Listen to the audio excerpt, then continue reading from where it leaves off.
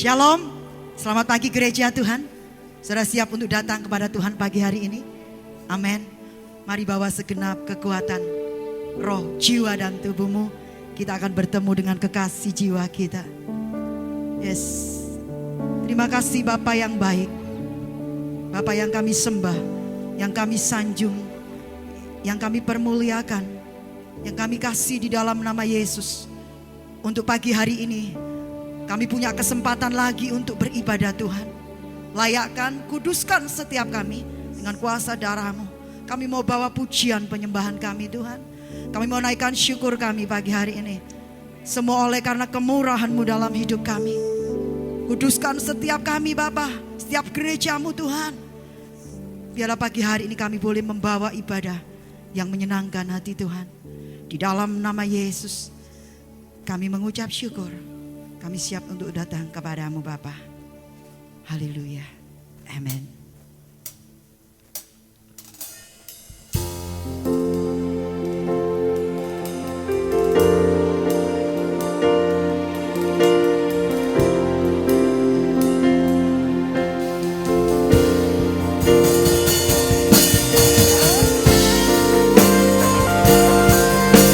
Haleluya, haleluya.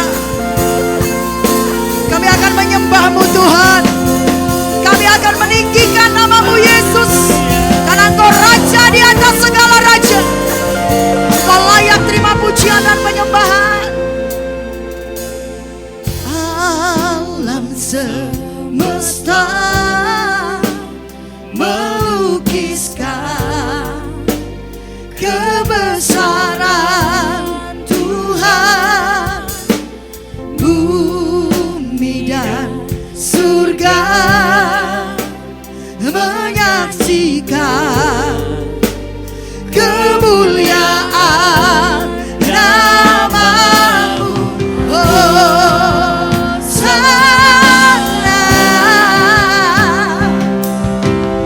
Hosana, layak dipuji, disembah. Kaulah yang bertata dulu, sekarang dan selamanya. Raja atas segala raja, nama-Mu besar dan mulia.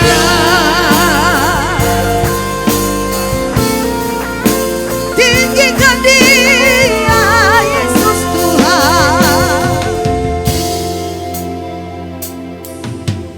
Alam semesta menyaksikan kebesaran Tuhan. Bumi dan surga menyanyikan kemuliaan nama-Mu. Hosana, Hosana. Angkat tanganmu, katakan, layak dipuji, disembah. Kaulah yang bertata dulu, sekarang dan selamanya. Raja atas segala raja, nama-Mu besar dan mulia.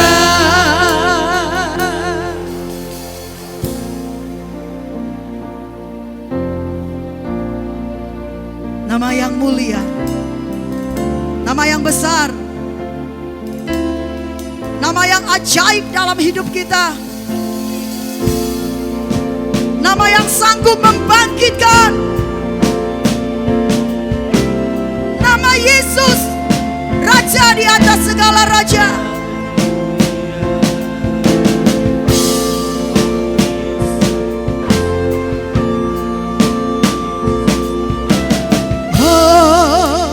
Hosana, Hosana, Hosana.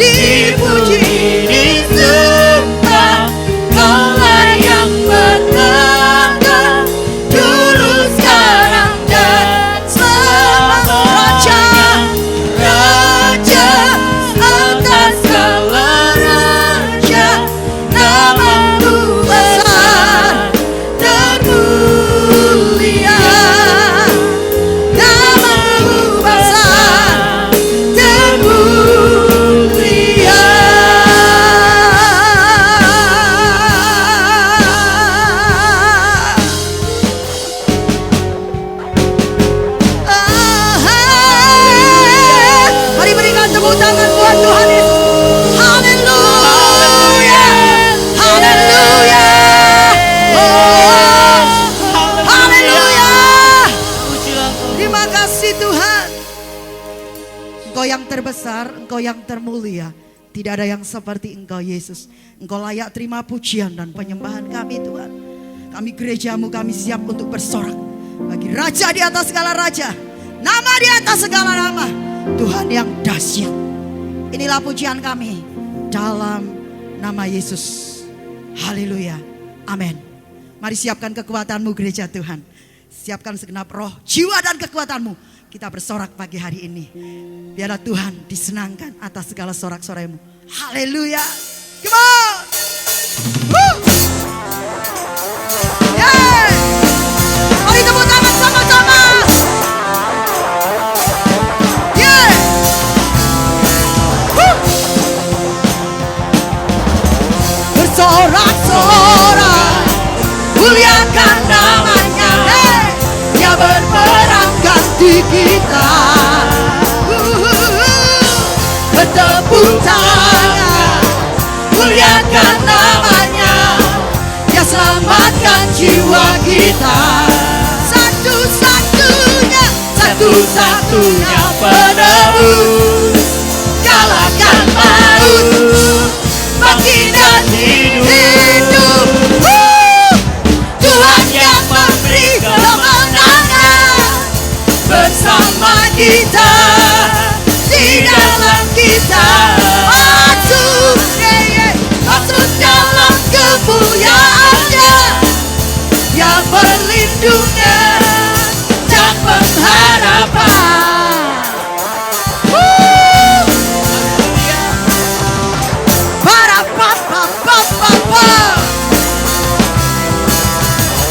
Bersorak-sorak, muliakan namanya. Dia berperang ganti kita. Bertepuk tangan, muliakan namanya. Dia selamatkan jiwa kita. Katakan satu-satunya, satu-satunya penebus. Kalahkan maut, bangkit dari hidup. Tuhan yang memberi kemenangan bersama kita, di dalam kita. Masuk dalam kemuliaannya, dia perlindungan dan pengharapan.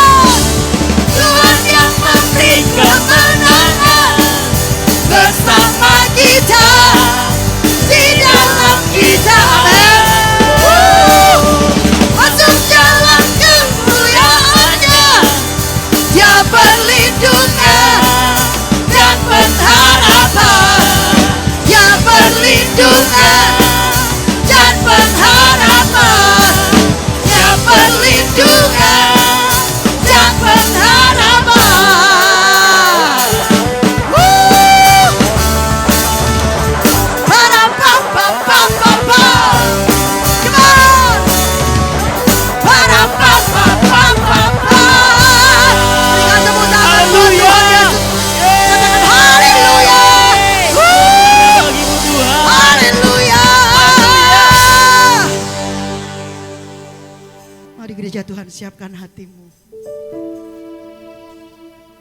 Saat yang terindah dalam hadirat Tuhan, ketika gereja Tuhan bersatu, merendahkan diri. Kami tidak mampu Tuhan, kami tidak mampu tanpa Engkau Yesus. Engkau kekuatan kami Tuhan.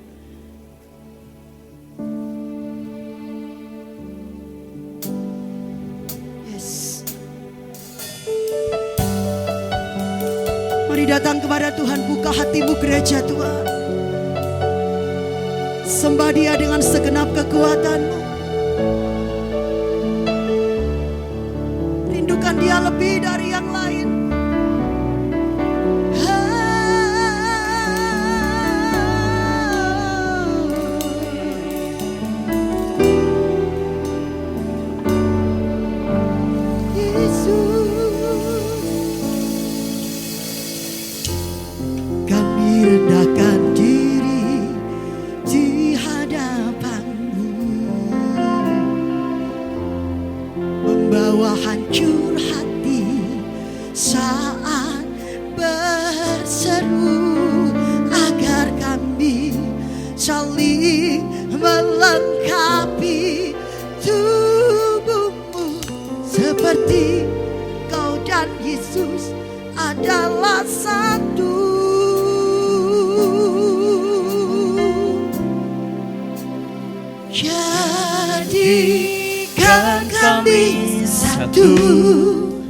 Seperti kerinduanmu, agar dunia tahu bukti nyata dari kasih-Mu.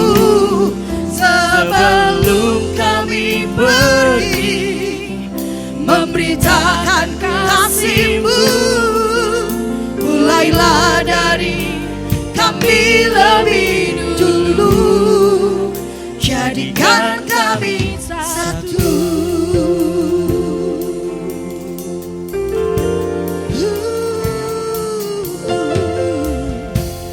Kami rendahkan diri di hadapan-Mu, membawa hancur hati saat berseru, agar kami saling melengkapi tubuh-Mu. Seperti Kau dan Yesus adalah satu. Jadikan kami satu, seperti kerinduan-Mu, agar dunia tahu bukti nyata dari kasih-Mu.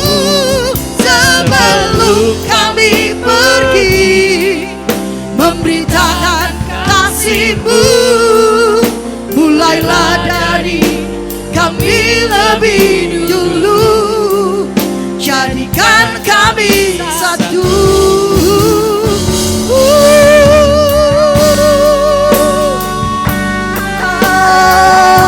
Jadikan kami satu Tuhan, sesuai kerinduan-Mu Bapa. Kami menjadi gereja Tuhan yang saling mengasihi. Kami menjadi gereja Tuhan yang saling memberkati. Kami bergandengan tangan untuk melayani Tuhan. Raja di atas segala raja.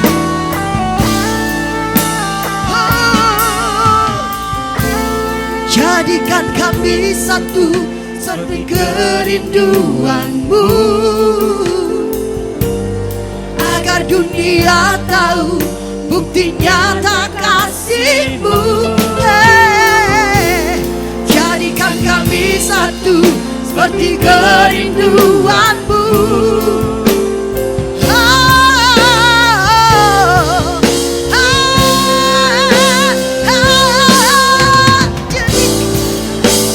Jadikan kami satu, seperti kerinduan-Mu, agar dunia tahu bukti nyata dari kasih-Mu.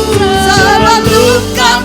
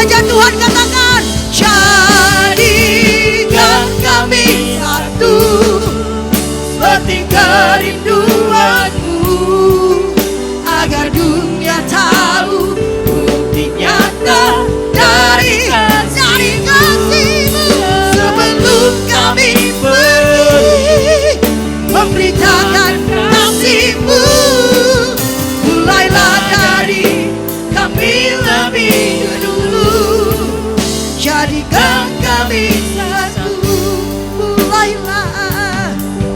Mulailah dari kami lebih dulu, jadikan kami satu.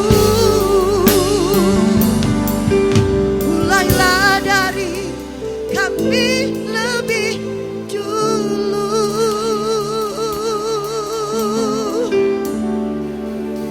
Jadikan kami satu.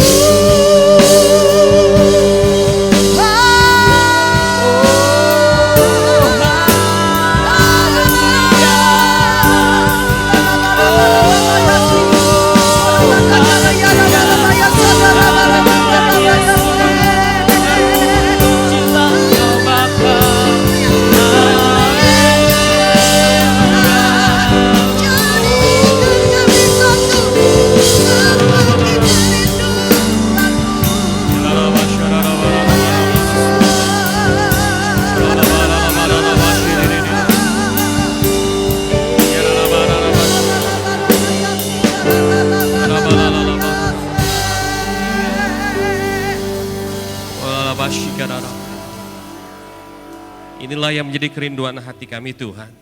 Biar Bapa dan kami semakin manunggal, semakin satu, sehingga Kristus semakin nampak lewat kehidupan kami. Christ likeness itu muncul dari setiap apapun yang kami kerjakan. Terima kasih Tuhan, kami bersyukur pada hari ini Tuhan. Kalau kami sekali lagi boleh menyembah, memuji Tuhan. Boleh merasakan hadirat-Mu yang begitu luar biasa Tuhan. Dan kami percaya setiap hadirat-Mu mencengkeram hati kami Tuhan. Hadirat-Mu menguasai hati dan pikiran kami. Kami izinkan Kau bekerja secara luasa Tuhan. Kami melakukan bagian kami yang terbaik hari ini Tuhan untuk duduk diam dalam hadirat-Mu. Dan izinkan Kau berbicara pada setiap kami. Kami buka hati kami dan fokuskan pikiran kami hanya pada isi hati-Mu saja Tuhan. Roh Kudus bantu setiap kami untuk kami boleh menyerap firman Tuhan dengan baik. Tapi enggak berhenti sampai di situ, mampukan setiap kami untuk kami juga bisa melakukan apa yang sudah kami ketahui, melakukan apa yang sudah kami pahami, sehingga firman itu berubah menjadi kehidupan yang baru dan nama Tuhan semakin dipermuliakan. Terima kasih Tuhan, beracara pada setiap kami, kuasai setiap kami, puaskan setiap kami lewat firman-Mu. Di dalam nama Tuhan Yesus Kristus, semua yang siap katakan, amin. Haleluya. Shalom jemaat Tuhan yang dikasihi oleh Tuhan. Saya bersyukur sekali kalau pagi hari ini saya diberi kesempatan bisa berbagi bersama-sama di gereja ini. Ini kali pertama saya di tempat ini dan kali ketiga setelah sejak masa pandemi saya bisa melayani ibadah on-site juga ya. Dan saya bersyukur sekali kalau ada di kota Semarang ini. Saya sebetulnya orang Semarang, izinkan saya perkenalkan diri saya terlebih dahulu. Nama saya Edwin Yahya. Sudah kurang lebih 15 tahun terakhir ini saya bersama dengan keluarga tinggal di kota Bandung karena melayani di kota Bandung. Tapi rencana dalam waktu dekat ini kami akan pindah kembali ke kota Semarang untuk bisa melayani bersama-sama di kota Semarang.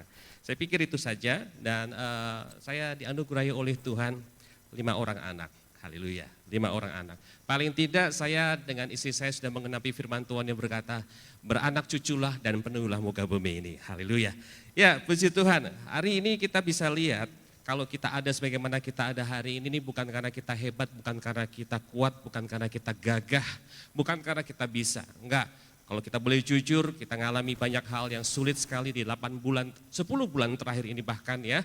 Ada hal-hal yang mengejutkan terjadi, ada pola-pola lama yang harus dibongkar dan diganti dengan pola yang baru, ada adaptasi yang harus kita lakukan. Bahkan kadang-kadang ada mimpi yang mungkin sudah kita rancangkan sedemikian rupa dengan baiknya, ternyata tahun 2020 harus kita buang gitu ya. Harus kita relakan untuk kita lupakan karena masalah COVID ini saudara.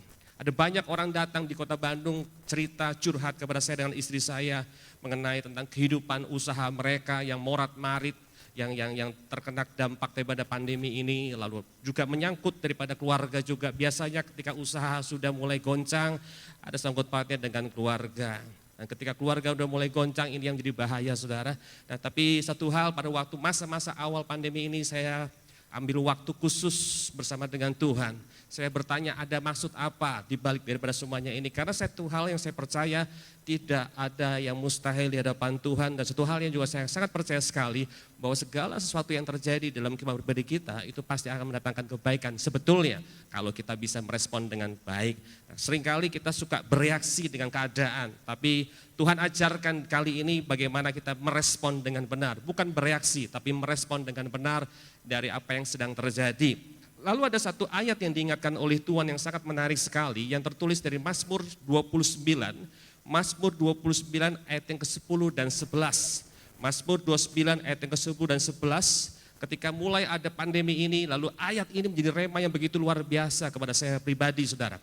Mazmur 29 ayat yang ke-10, firman Tuhan berkata begini, Tuhan bersemayam di atas air bah, Tuhan bersemayam sebagai Raja untuk selama-lamanya. Ini menarik sekali, saudara, Tuhan bersemayam di atas air bah. Air bah bicara tentang apa? Air bah bicara tentang segala sesuatu keadaan yang di luar kendali manusia. Nggak ada manusia yang bisa mengendalikan air bah. Nggak ada manusia yang bisa mengendalikan banjir bandang. Nggak bisa, saudara. Dan bicara air bah, berarti bicara kondisi yang di luar kendali dari manusia. Oh, sehebat-hebatnya manusia tidak bisa mengendalikan air bah. Tapi janji firman Tuhan berkata, Tuhan bersemayam di atas air bah. Terjemahan yang lainnya berkata Tuhan bertahta di atas air bah. Wah, ini menarik sekali. Bukankah yang kita alami saat ini adalah bicara tentang air bah? Segala ketidakpastian, segala ketidakmungkinan sedang terjadi, sedang kita alami, sedang menghimpit kehidupan pribadi kita, menghimpit keluarga kita, menghimpit usaha kita. Enggak jelas nanti nasibnya seperti apa. Belum ada titik terang kalau kita lihat berita yang terjadi di sekitar kita. Belum ada titik terang yang terjadi. Tapi firman ini menjamin satu hal yang sangat luar biasa sekali. Tuhan bersemayam di atas air bah. Di terjemahan yang lainnya Tuhan bertahta. Artinya ketika dia bertahta, dia menjadi Tuhan. Ketika dia menjadi Tuhan, artinya dia punya otoritas, dia punya pegang kendali atas setiap air bah yang ada dalam hidup kita.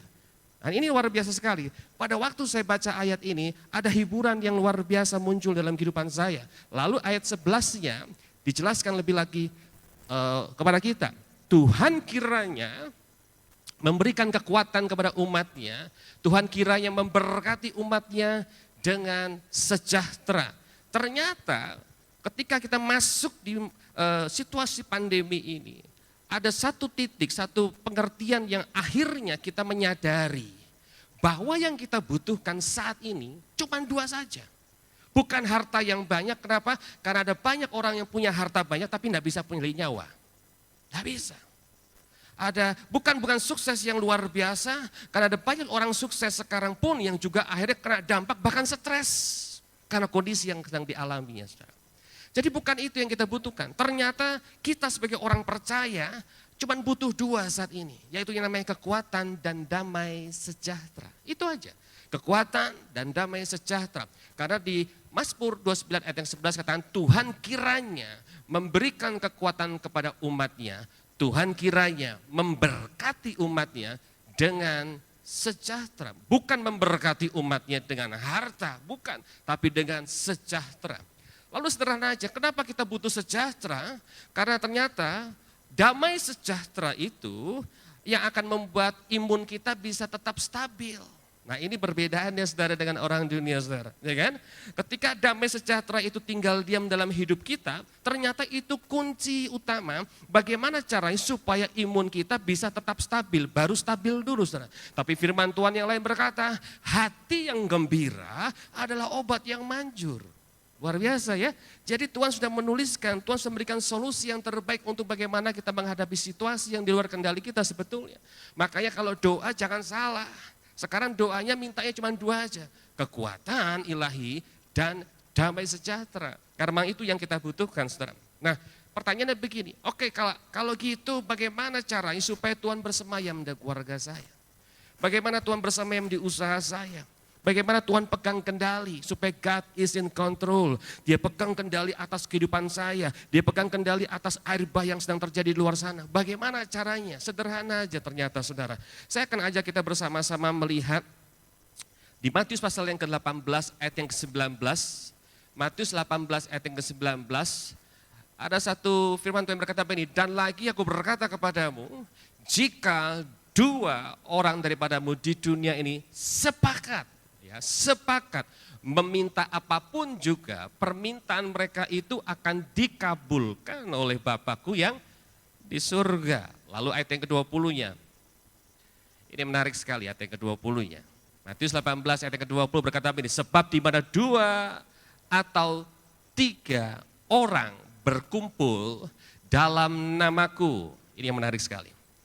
Di situ aku ada di tengah mereka. Wow, this is amazing. Ini luar biasa sekali. Di situ aku ada, pengertiannya di situ aku bertahta, di situ aku bersemayam. Beberapa dari kita suka salah. Ketika kita berdoa, sepakat berdoa, suami istri sepakat berdoa, minta supaya diberkati. Tidak salah saya. Minta supaya solusi masalahnya terjadi atas usahanya, tidak salah saya berkata seperti itu. Minta supaya bagaimana dipulihkan keadaannya, saya kata tidak salah, tidak salah. Tapi ada satu hal yang kadang-kadang kita lupa, berkat bisa habis. Solusi bisa datang tapi masalah bisa datang lagi, saudara. Tapi ya kalau namanya sumber berkatnya, Tuhannya bertahta, ini yang luar biasa. Jadi kalau doa jangan minta berkatnya, tapi mintalah sumber berkatnya bertahta. Sumber berkatnya bersemayam di keluarga kita. Makanya kalau saya ditanya mau berkatnya atau sumbernya, saya bilang pasti mau sumbernya. Pasti mau sumbernya, saudara. Kalau berkatnya bisa habis. Nah makanya kita harus pahami satu hal ini. Itu akan terjadi pada waktu apa? Pada waktu 2 atau 3 orang berkumpul, sepakat. Ayat yang ke-19 dikatakan sepakat, satu hati. Ya, bicara tentang satu hati. Nah saudara, berarti kalau di sini kita bisa lihat ada satu hal yang luar biasa, ada kekuatan yang dahsyat sekali di dalam kesepakatan. Ada kekuatan yang dahsyat sekali yang dunia tidak pernah bisa berikan dalam hidup kita di dalam kesatuan hati. Ketika kita bersatu hati, ketika suami istri sepakat, oh yang luar biasa Tuhan berjanji, di situ aku hadir, di situ aku bersemayam, di situ aku bertahta. Tadi firman Tuhan Mazmur 29 ayat 10 katakan ketika Tuhan bersemayam, air bah sebesar apapun dia pasti akan pegang kendali untuk hidup kita. Ini luar biasanya saudara. Makanya ini yang sebetulnya dikejar sama iblis ketika dia berusaha membuat Adam dan Hawa jatuh dalam dosa. Sebetulnya yang dikejar sama iblis tujuan utamanya bukan supaya Adam dan Hawa jatuh dalam dosa saja. Tapi yang dikejar sama iblis bagaimana caranya supaya membuat Adam dan Hawa akhirnya jatuh dalam dosa, melanggar firman Tuhan. Supaya apa? Supaya manusia, Adam dan Hawa itu hidup di bawah dampak dosa. Nah ini yang dikejar sama iblis. Apa sih hidup di bawah dampak dosa? Ketika manusia hidup di bawah dampak dosa, maka hubungan intim dengan Allah Bapa itu rusak. Kita tahu akhirnya ceritanya seperti apa, yang Eden itu dipersiapkan oleh Tuhan sedemikian rupa untuk Adam dan Hawa ditempatkan di situ. Bahkan yang luar biasa, kebutuhan Adam dan Hawa diciptakan, disiapkan lebih dulu, baru Adam dan Hawa ditempatkan di situ. Ini luar biasa sekali, di dalam Tuhan itu begini saudara, percayalah satu hal, di dalam Tuhan begini, kebutuhan mendahului permintaan. Belum sempat kita minta, Tuhan sudah siapkan sebetulnya. Tapi permasalahannya, disiapkannya di mana? Di Eden. Apa itu Eden? The presence of God. Hadirat Tuhan. Tempat di mana Tuhan mau bersemayam. Tempat di mana Tuhan mau tinggal diam. Nah ini saudara. Nah permasalahannya itu dikejar sama iblis supaya Adam dan Hawa jatuh dalam dosa. Enggak cuma sekedar mereka keluar dari hadirat Tuhan. Tapi yang paling utama dikejar sama iblis apa? Supaya manusia tidak punya hubungan intim dengan Allah Bapa di surga. Dan ketika manusia tidak punya hubungan intim dengan Allah Bapa di surga, manusia kehilangan gambar dirinya. Dan ketika manusia kehilangan gambar dirinya, manusia pun gagal menjalin hubungan dengan sesama. Itu yang dikejar. Kenapa? Karena iblis tahu ada kekuatan yang luar biasa di dalam kesatuan hati. Nah kita bisa lihat polanya sangat jelas sekali ketika Adam dilempar dari Eden, keluar dari Eden saudara. Kita bisa lihat semakin ke depan hubungan antara manusia dengan Tuhan itu semakin renggang saudara. Dulu Adam dan Hawa bisa ngobrol seperti orang, seperti manusia biasa, seperti kita ngobrol dengan sahabat gitu saudara ya. Langsung audible ngobrol dengan Bapa. Begitu mudah sekali mereka mendengar suara Tuhan, begitu mudah sekali mereka bisa bicara dengan Tuhan. Tapi ketika Adam mulai keluar dari the presence of God, keluar dari Eden, dan akhirnya mereka perlu waktu, perlu cara-cara khusus untuk bisa mendengar suara Tuhan. Bahkan semakin ke depan Tuhan perlu utus, Tuhan perlu tetapkan, Tuhan perlu pilih orang-orang pilihannya Tuhan yang namanya para nabi. Untuk apa? Menjadi kepanjangan tangan Tuhan, menjadi kepanjangan atau penyampai lidah daripada Tuhan. Ketika Tuhan mau berbicara sesuatu, ketika Tuhan menyampaikan sesuatu, harus lewat para nabi. Jadi semakin langkahnya akhirnya manusia bisa menjalin hubungan dengan Bapa di surga. Nah ini yang dikejar sama iblis. Dan kita tahu semakin ke depannya, semakin sulit sekali manusia bisa mendengar suara Tuhan. Tidak ada keintiman, tidak ada hubungan yang kuat di situ. Apalagi kesatuan, tidak ada. Dan kita tahu dari kitab terakhir di Perjanjian Lama, kitab Maleaki, ada jeda waktu kurang lebih 400 tahun. Sampai di kitab yang pertama kali, di Perjanjian Baru, kitab Matius, kurang lebih 400 tahun Tuhan tidak berbicara. Tuhan tidak menyampaikan firman, Tuhan tidak menyampaikan nubuatannya. Tuhan diam 1000 bahasa. Tidak ada komunikasi antara Tuhan dengan manusia. Jadi saudara bisa bayangkan bagaimana hubungan antara manusia dengan Tuhan pada waktu itu. Tidak ada kesatuan hati, tidak ada keintiman di dalamnya saudara. Dan ini mengerikan sekali. Oh, tapi mereka tetap melakukan ibadah mereka. Oh iya betul, mereka tetap melakukan ibadah mereka. Tapi ibadah mereka dilakukan bukan atas dasar keintiman.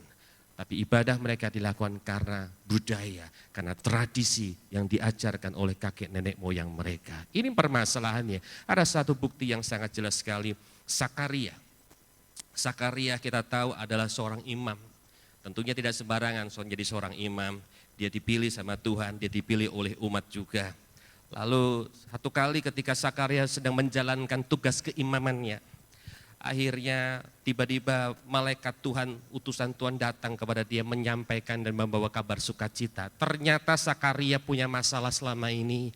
Dia berdoa sama istrinya untuk minta keturunan tapi belum diberi keturunan. Usia sudah semakin tua.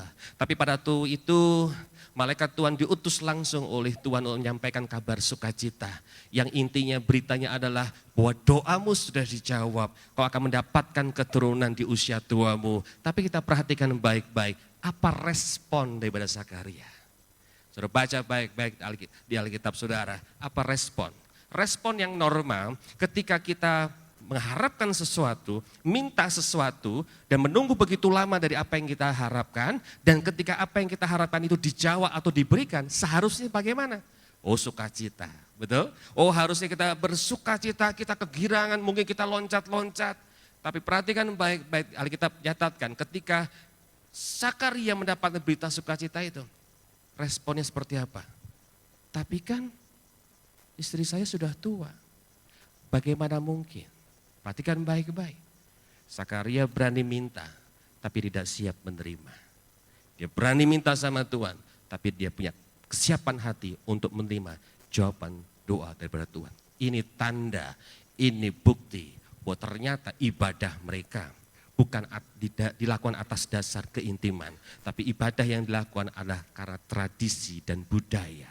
Tidak ada pengenalan secara pribadi antara manusia dengan Allah Bapa di surga. Nah ini masalah. Makanya tidak ada kesatuan, tidak ada kekuatan. Tuhan tidak bertahta, Tuhan tidak bersemayam. Makanya saya berpikir begini, tidak salah ketika Yesus Kristus menganalogikan kita para umat Tuhan, anak-anak Tuhan itu dengan istilah mempelai wanitanya dia. Ini luar biasa sekali. Ternyata di dunia ini ada dua yang paling intim. Yang pertama adalah hubungan antara Bapa dengan anak, itu paling intim. Kenapa saya katakan paling intim? Karena Bapa itu sumber. Jadi para Bapa engkau adalah sumber. Seharusnya engkau punya keintiman yang dahsyat dengan anak-anakmu. Anak-anakmu harusnya sangat intim dengan kita. Nah ini ya antara Bapa dengan anak. Lalu hubungan yang kedua yang paling intim di dunia ternyata adalah apa? Hubungan suami dan istri. Suami dan istri. Makanya Yesus menganalogikan kita sebagai orang percaya itu dengan istilah mempelai wanita. Ingat satu kali ketika Yesus mengajarkan doa, bagaimana berdoa. Ada satu ajaran doa daripada Yesus Kristus, kalau kamu berdoa, masuk pintu, masuk kamar, tutup pintu, kunci. Dan berhubunganlah, berdoalah dengan Allah Bapa yang tersembunyi. Ini bisa tentang apa sih sebetulnya? Ini bisa tentang keintiman. Ini bisa tentang hubungan yang berkualitas. Tempat intim saya dengan istri saya bukan di dapur. Tempat intim saya dengan istri saya bukan di mall, bukan. Tapi tempat yang sakral, tempat yang intim antara saya dengan istri saya adalah di kamar kami. Di kamar kami itulah kami membicarakan hal-hal yang besar. Di kamar kamilah itu kami melakukan hubungan, menjalin hubungan yang lebih baik lagi, lebih intim lagi dari sebelumnya. Makanya Yesus mengajarkan kalau kita berdoa, masuklah kamar, kunci pintu. Ini bicara tentang keintiman. Makanya tadi di Matius 18 diawali dengan kata dua. Angka dua, jumlah dua. Ini bicara tentang apa? Mewakili apa? Suami dan istri. Wah, ketika suami istri sepakat di situasi yang seperti ini, saya percaya disitulah Tuhan bertahta di keluarga kita. Ketika suami dan istri sepakat dengan anak-anak di tengah yang tidak menentu ini, saya percaya betul disitulah Tuhan bersemayam atas air bah yang sedang terjadi. Wah, luar biasa sekali. Makanya ayo jalin hubungan intim lebih lagi dari sebelumnya. Jangan justru masalah pandemi ini membuat kita semakin jauh. Jangan justru gara-gara masalah COVID ini kita justru lebih sering berantem satu dengan yang lainnya. Gara-gara apa? Gara-gara yang tadinya kalau kumpul yang nggak sering, sekarang jadi mau tidak mau dikondisikan harus sering kumpul, 24 jam harus ngelihat istri, 24 jam harus ngelihat suami, 24 jam harus ngadepin anak, apalagi kalau anak sekolah online. Ada hal-hal baru yang harus kita pelajari, ada hal-hal baru yang harus kita kejar, yang harus kita bangun. Tidak mudah memang, tapi biarlah ketika justru ada momen yang terbaik di mana yang tadinya kita tidak bisa berkumpul lebih lama, tapi saat ini kita bisa punya kesempatan untuk berkumpul lebih lama, pakai momen ini. Pakai kesempatan ini untuk kita semakin intim, semakin bersatu, semakin menjalin kesatuan di dalam Tuhan. Mesbah keluarga kita bangun lebih intim lagi. Tapi yang sering datang sama saya dan istri saya adalah cerita, curhat, justru ketika semakin bersama-sama lebih banyak, lebih sering gitu saudara ya, semakin masalahnya muncul katanya gitu ya. Ada yang tadi yang tidak jadi masalah, sekarang jadi masalah. Yang muncul seperti itu saudara. Tapi ayo, jangan cepat bereaksi, tapi belajarlah merespon dengan benar. Saya punya tagline buat saya dengan istri saya dan anak-anak saya, apapun yang terjadi, jangan cepat bereaksi, tapi tepatlah merespon. Karena reaksi itu keluar dari emosi, tapi respon itu lahir dari sebuah perenungan, pengendalian diri saudara.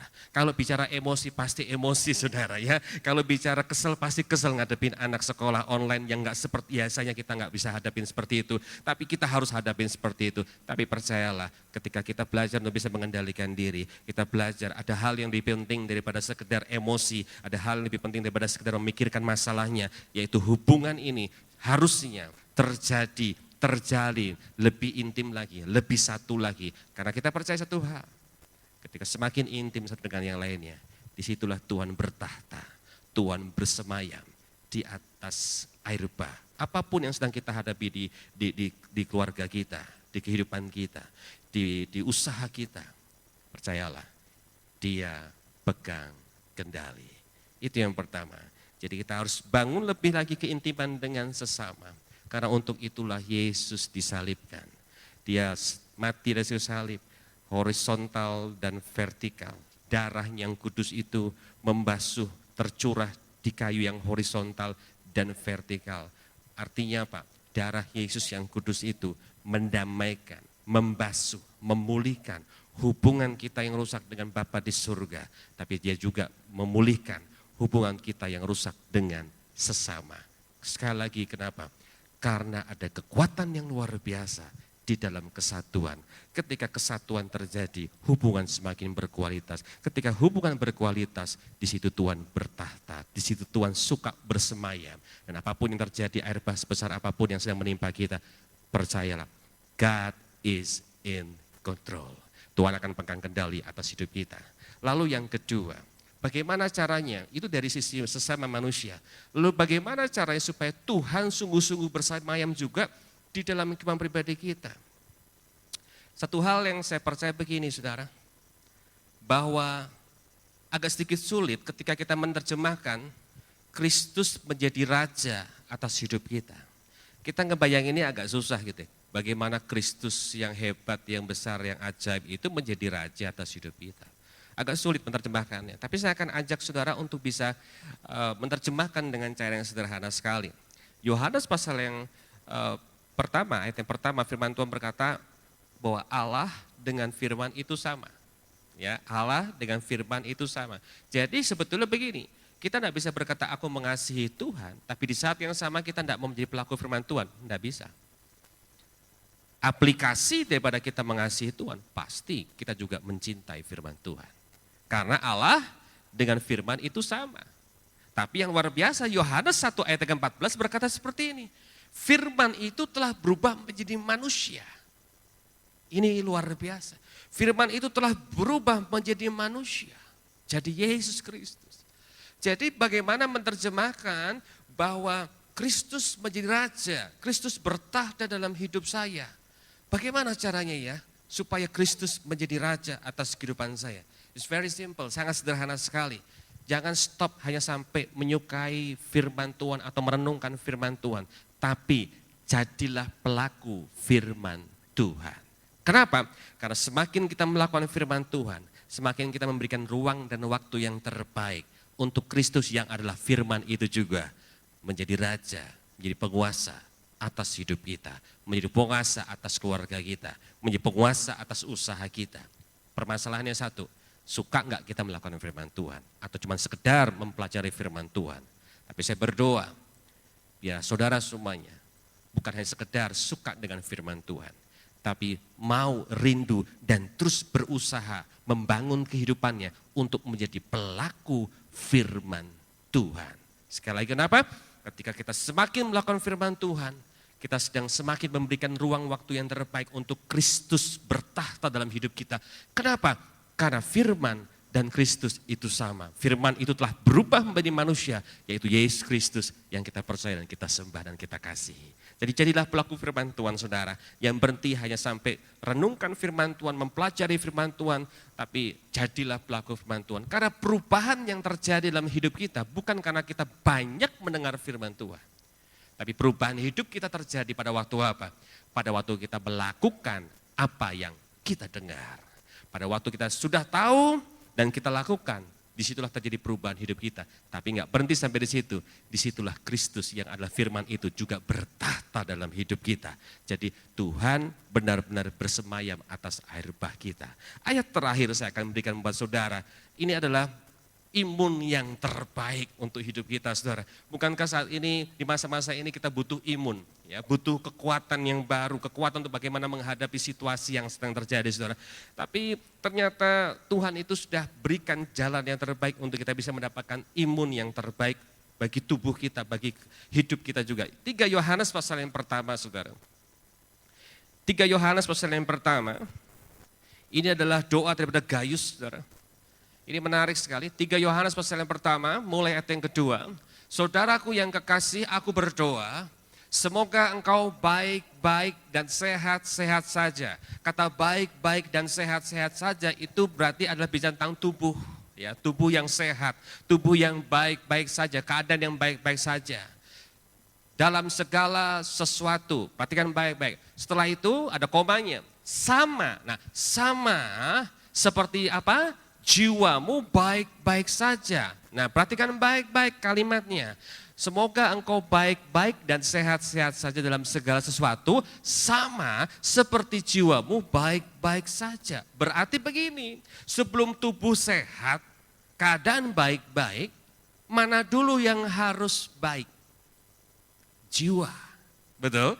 Jiwa. Karena begini, sama seperti jiwamu baik-baik. Berarti jiwanya harus baik dulu. Maka tubuh akan sehat. Jiwa harus baik dulu, maka jiwa akan kuat. Tubuh maksud saya, tubuh akan kuat. Gitu loh. Nah ini makanya, jadi tubuh kita kuat enggak kuatnya akan sangat bergantung bagaimana kondisi jiwa kita. Ketika kejiwaan kita baik, maka tubuh kita pun juga pasti akan mengikuti, akan ikut baik dengan sendirinya. Makanya firman Tuhan di Mazmur 62 berkata begini, hanya dekat Allah saja aku tenang. Ini luar biasa sekali. Untuk jiwa itu bisa baik, kita perlu dekat dengan Tuhan. Disitulah letak kekuatan kita, disitulah letak baiknya jiwa kita. Tapi perhatikan baik-baik, ada fase yang paling utama, fase yang paling awal selain untuk bisa membuat jiwa sehat atau baik, yaitu apa? Ayat yang ketiganya. Sebab aku sangat bersuka cita. Nah, berarti kalau jiwanya itu baik-baik, ya, ada yang dilakukan. Nah, apa yang dilakukan? Bagaimana supaya membuat hidup kita itu punya jiwa yang baik-baik? Ternyata ini, sebab aku sangat bersuka cita. Ketika beberapa saudara datang dan memberi kesaksian tentang hidupmu, artinya kehidupan yang kita jalani ini dalam apa? Kebenaran. Ini kuncinya ternyata, dalam kebenaran, sebab memang engkau hidup dalam kebenaran. Di terjemahan yang lainnya adalah melakukan firman Tuhan, hidup di dalam firman Tuhan, hidup di dalam kebenaran. Wow, ternyata itu kuncinya. Awalnya itu dulu, jadilah pelaku firman Tuhan, sukai firman Tuhan, lakukan firman Tuhan. Kenapa? Karena tadi saya katakan, gak cuma perubahan yang terjadi dalam hidup kita saja, Christ likeness makin muncul dalam hidup kita, tapi juga apa? Kristus yang adalah firman itu, ya kita sudah sepakat kan? Di Yohanes 1 ayat 1, Allah adalah firman, firman adalah Allah. Di Yohanes 1 ayat 14, firman itulah berubah menjadi manusia, yaitu Yesus Kristus. Berarti Kristus dengan firman Tuhan itu sama. Jadi pada waktu kita semakin melakukan firman Tuhan, semakin kita memberi ruang waktu yang terbaik untuk Kristus menjadi raja atas hidup kita, untuk Kristus menjadi Tuhan atas hidup kita. Nah, hasilnya apa? Pada waktu kita semakin melakukan firman Tuhan, maka jiwa kita semakin sehat. Jiwa kita semakin tenang ternyata, saudara. Karena sebelum jiwa sehat, jiwa baik, ternyata ada hal yang dilakukan oleh mereka, yaitu apa? Melakukan kebenaran firman Tuhan. Ini hal yang simpel, hal yang sangat mendasar sekali. Tapi kita kadang-kadang suka lupa. Hari ini, pagi hari ini merupakan reminder, pengingat buat kita semua bersama-sama. Betapa pentingnya kita menjadi pelaku firman Tuhan. Jangan cuma berhenti sampai tahu firman Tuhan saja. Tapi ayo, punya niat, punya kebesaran, usaha untuk bagaimana caranya apa yang sudah kita ketahui ini bisa berubah menjadi kehidupan yang baru dalam hidup kita. Jadilah pelaku firman Tuhan. Kenapa? Karena pada waktu kita melakukan kebenaran, firman Tuhan berkata, jiwa kita baik-baik saja. Kalau jiwa baik, sehat, otomatis tubuhnya kuat. Bukankah ini yang dinamakan imun yang dibutuhkan oleh manusia? Ini yang sebetulnya kita butuhkan, saudara, untuk bisa menghadapi hari-hari ke depan yang kita belum tahu apa yang akan terjadi. Tapi satu hal yang saya percaya, bahwa janji firman Tuhan itu ya dan amin dan pasti terjadi. Satu hal yang saya percaya, kita punya Tuhan yang pegang kendali atas setiap kondisi yang terjadi. Kita punya Tuhan yang bahkan bersemayam, dia bertahta, dia menjadi raja, dia pegang kendali, dia punya otoritas, dia tunjukkan kedaulatannya atas air bah di sekitar kita. Jadi sebetulnya, sekali lagi, tidak ada alasan untuk setiap orang percaya, khawatir, takut, cemas tentang keadaan. Tapi pada waktu kita semakin bergantung kepada Tuhan, percayalah, tidak akan pernah sia-sia pengharapan kita kepada Tuhan. Pada waktu kita angkat tangan terus kepada Tuhan, maka Tuhan tidak berpangku tangan, Tuhan pasti akan turun tangan, akan pegang tangan kita, dia akan gandeng kita, bahkan dia akan gendong hidup kita. Dia berikan jaminan yang pasti, dia Allah yang Immanuel, yang senantiasa menyertai hidup kita. Kadang-kadang Tuhan tidak mau rubah keadaannya, atau kadang-kadang Tuhan belum merubah keadaannya, bukan karena Tuhan jahat, karena Tuhan lebih suka merubah hati kita, lebih berkualitas. Karena Tuhan lebih suka merubah sudut pandang kita, lebih benar, lebih baik, sesuai dengan firman Tuhan. Tidak usah fokus kepada keadaannya, tidak usah fokus sama situasinya, tapi tetaplah fokus kepada kebesaran janji Tuhan. Amin. Saya percaya dan saya berdoa sungguh-sungguh, setiap keluarga akan mengalami pengalaman indah bersama dengan Tuhan. nggak cuma sekedar tahu saja.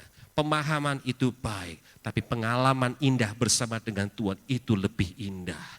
Dan biarlah kita masuk lebih dalam lagi ke dimensi roh yang indah bersama dengan Tuhan. Di mana justru di masa-masa yang sulit ini, di masa pandemi ini, kita ada di gelombang yang sama. Setiap orang mengalami hal yang sama, tapi kita punya respon yang berbeda. Sekali lagi, kenapa? Karena Tuhan berjanji, Dia Tuhan Raja kita bersemayam di atas air bah. Dia pegang kendali, Dia tunjukkan kuasanya kepada kita. Bagaimana itu bisa terjadi? Sederhana aja. Jadilah pelaku firman Tuhan. Dan bangun kesatuan yang lebih intim lagi dari sebelumnya. Suami istri bangun mesbah keluarga bersama dengan anak-anak. Kesatuan hati, satu hati. Firman Tuhan berkata di mana kesatuan di situ berkat Tuhan diperintahkan untuk dicurahkan. Tapi yang tadi kita sudah pelajari, nggak cuma berkat yang diperintahkan, tapi Tuhan sumber berkatnya. Di situ Dia hadir dan bertata. Saya berdoa itu sungguh-sungguh terjadi. Tahun 2020 ini boleh kita lewati dengan hal-hal yang tidak pasti. Tapi sungguh saya percaya janji Tuhan itu pasti. Kasih Tuhan itu pasti. Kuasa Tuhan itu pasti. Mau baik atau buruk keadaannya, tidak akan pernah mengurangi kasih Tuhan atas hidup kita.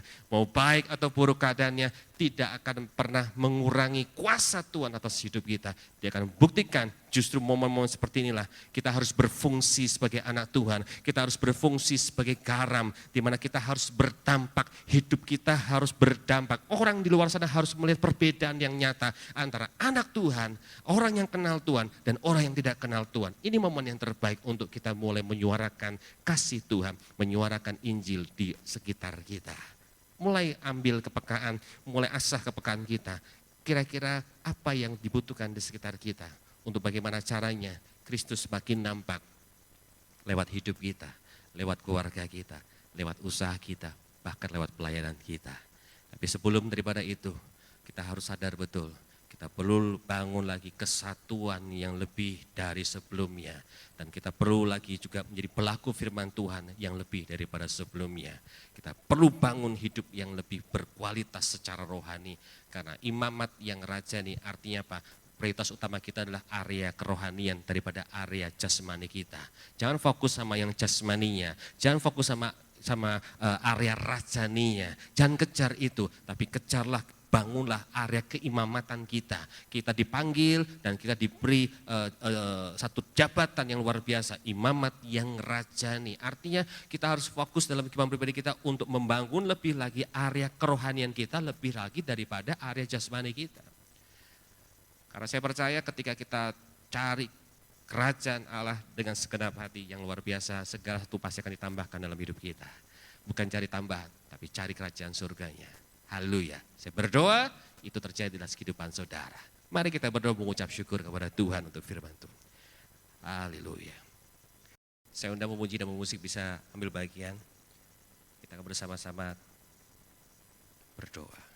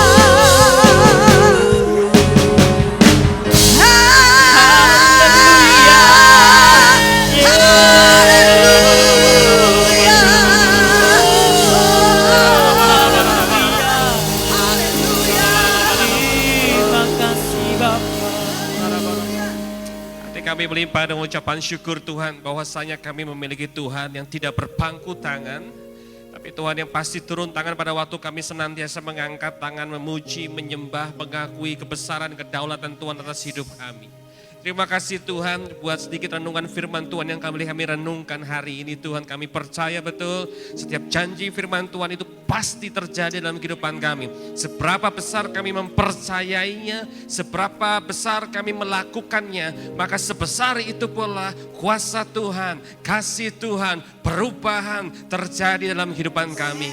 Terima kasih Tuhan, ucap syukur, berdoa untuk setiap umat-Mu, jemaat-Mu dimanapun mereka berada Tuhan yang mendengarkan Tuhan. Kami percaya Tuhan, ya Kau akan lawat mereka satu persatu. Ada keterbatasan dalam kehidupan hamba-Mu, tapi hamba-Mu percaya Tuhan, Engkau Tuhan yang tidak bisa dibatasi dengan apapun. Dan biarlah kuasa-Mu, kedahsyatan-Mu, kasih-Mu yang begitu luar biasa melawat mereka satu persatu di dalam nama Tuhan Yesus Kristus.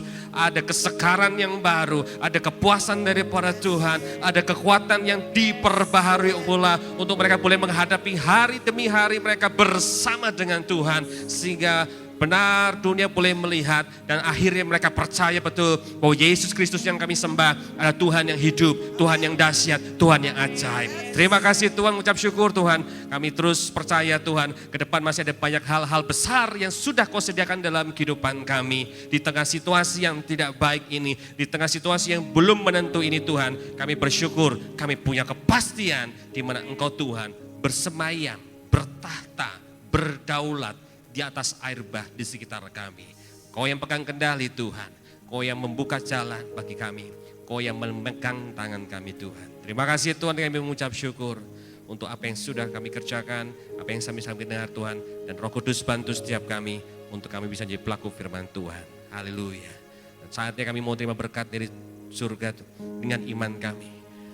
Mari kita buka hati dan angkat tangan kita tinggi di hadapan Tuhan, terima berkat dari Tuhan. Dan pada akhirnya, bila pengalaman tingkap langit dibukakan oleh Kristus, wajah Kristus terarah terfokus dalam setiap langkah hidupmu. Hidupmu dibuat berarti bagi sesama dan bagi Tuhan. Diberkatilah adonanmu, diberkatilah lumbungmu, diberkati dan diurapilah kedua belah tanganmu. Apapun yang dikerjakannya dibuat berhasil, nama Tuhan dipermuliakan. Keluargamu dijagai, diberkati oleh Tuhan. Kesehatanmu juga dijagai oleh Tuhan. Bahkan masa depanmu ditanggung oleh Tuhan. Pulang beserta damai sejahtera dari Tuhan, sukacita surgawi melimpah, kasih karunia dari Kristus Yesus yang akan mengangkat setiap kelemahanmu dan menggantikannya dengan kekuatan Tuhan untuk memampukan kita menjadi pelaku firman Tuhan mulai hari ini sampai selama-lamanya. Di dalam nama Tuhan Yesus Kristus yang percaya diberkati dan siap jadi berkat, katakan amin. Haleluya.